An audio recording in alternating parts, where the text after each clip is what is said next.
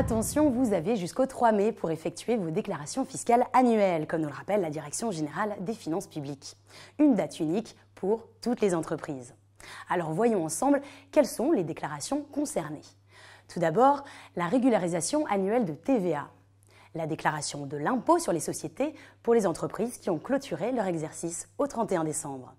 Également concernée, la déclaration des bénéfices, qu'ils soient industriels et commerciaux, non commerciaux et agricoles, pour toutes les entreprises soumises à l'impôt sur les revenus. Mais aussi la déclaration d'impôt pour les sociétés civiles de moyens, c'est-à-dire les professions libérales, ainsi que les déclarations concernant les SCI, les sociétés civiles immobilières. Est également concernée la cotisation sur la valeur ajoutée des entreprises, pour ceux qui exercent une activité professionnelle non salariée et qui réalisent plus de 152 500 € de chiffre d'affaires hors taxes.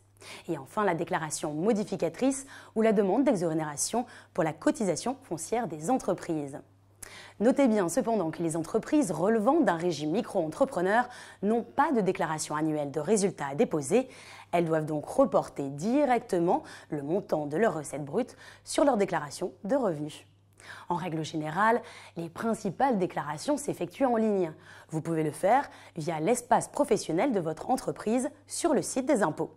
Deuxième solution, c'est votre expert comptable qui transmet vos données à l'administration. C'est ce qu'on appelle l'échange de données informatisées ou EDI. Et si vous optez pour cette deuxième solution, l'Ordre des experts comptables a obtenu des assouplissements. Philippe Araou, le président du Conseil supérieur de cet ordre, tweet cette bonne nouvelle.